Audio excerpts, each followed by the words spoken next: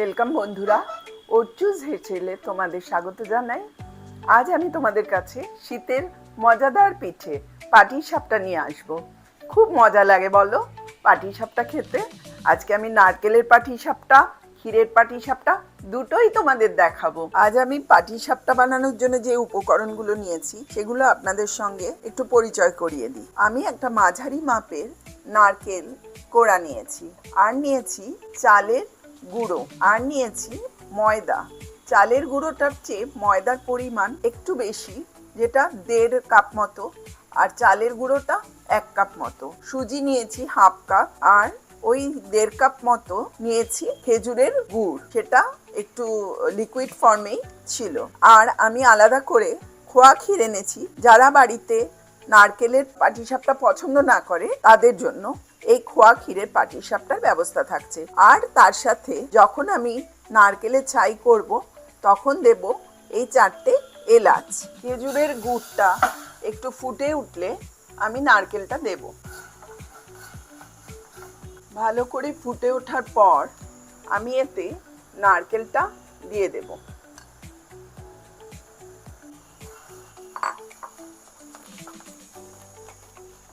আর দিয়ে দেব এলাচ।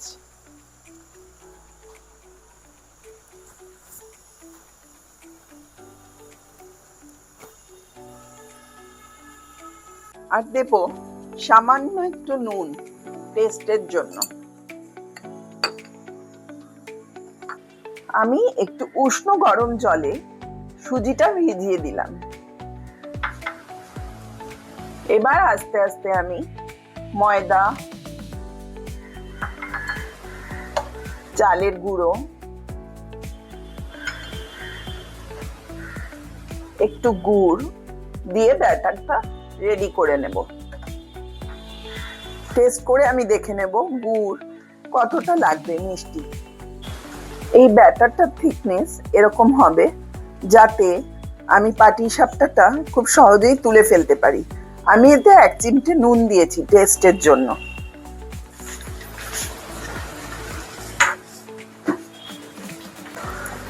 আমি একটু তেল ব্রাশ করে নিচ্ছি।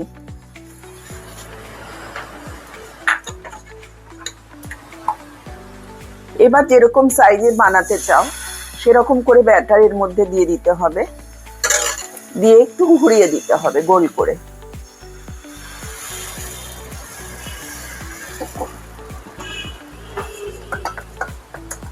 খুব সহজেই পাটিসাপটা বানিয়ে ফেলতে পারি আমরা। শুধু কাজটা একটু ধৈর্য ধরে করতে হবে।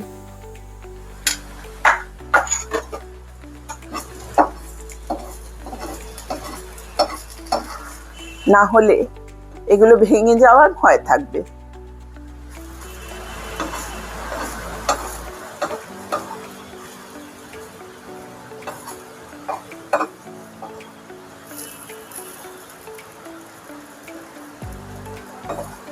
বাঙালির রান্নাঘরে পাটিসাপটা হবে না এটা হয় না।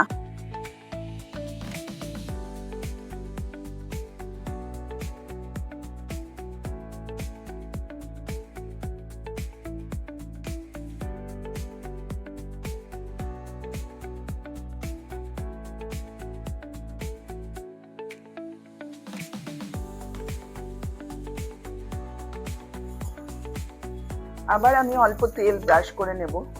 আমি এটা একটা বেগুনের বোটা নিয়েছি, এটা দিয়ে আমার সুবিধা হয়, সেই জন্য পুরোনো দিনের এই কালচারটাকে আমি ভুলিনি। মাকে দেখতাম এরকম করে উনুনের পাড়ে বসে পিঠে করতেন। যদিও বিয়ের আগে কখনো আমি এগুলো করার সুযোগ পাইনি হাতে কলমে, তবে হ্যাঁ, পাশের বাড়িতে আমাকে ডেকে নিয়ে গিয়ে পিঠে করিয়েছিল একবার, সেটা মনে আছে। যেহেতু মা করতে দিত না, ওটা ছিল আমার ভীষণ এক্সাইটমেন্ট। সেই থেকেই আমার এই রান্নার প্রতি প্রীতি। মা খুব ভালো রান্না করতেন, তাই দেখে দেখে খেয়ে একটু শিখে গেছি।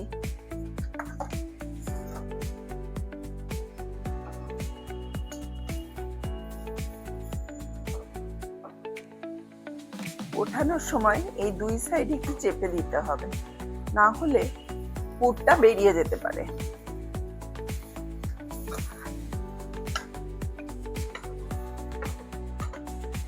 আমি এখন ক্ষীরের পাটিসাপটা বানানোর জন্য মেওয়ার পুরটা বানাচ্ছি।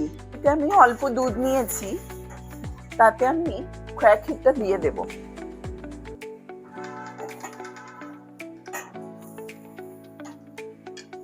আর টেস্টের জন্য আর একটু গুঁড়ো দুধ ছড়িয়ে দেব।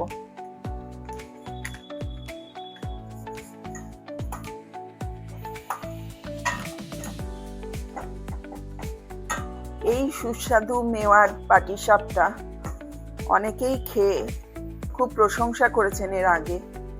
জানি না, আপনারাও করলে বাড়িতে সবার প্রশংসা পাবেন আশা করি।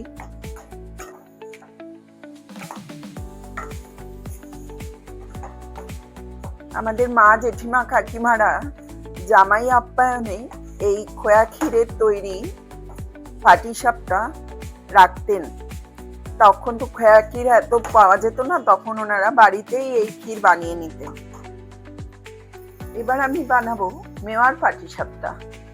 এই ব্যাটারটা চিনি দিয়ে গোলা হলে আরো ভালো লাগবে, কিন্তু যেহেতু আমার কাছে একটু এক্সট্রা থেকে গেছে, তাই আমি এটা দিয়েই বানিয়ে ফেললাম। যারা গুড় খেতে পছন্দ করেন না, তারা চিনি দিয়ে এটা বানিয়ে খেতে পারবেন।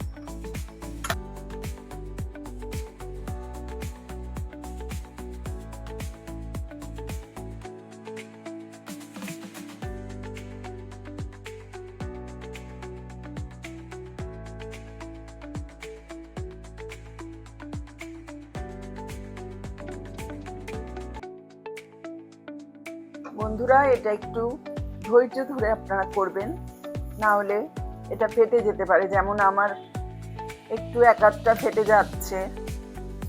আপনারা সবাই একটু ধৈর্য ধরে করবেন।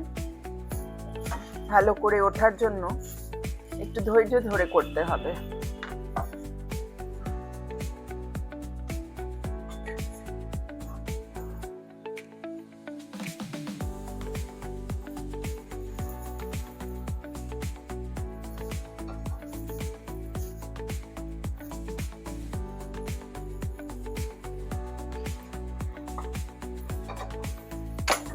দেখো বন্ধুরা, আমি কিছুটা নারকেলের পাটিসাপটা করেছি, কিছুটা মেওয়ার পাটিসাপটা করেছি। তোমরাও করে দেখবে, কেমন লাগলো তোমাদের ভিডিওটা জানাবে অবশ্যই। আর কে কোথা থেকে দেখছো সেটাও জানাবে।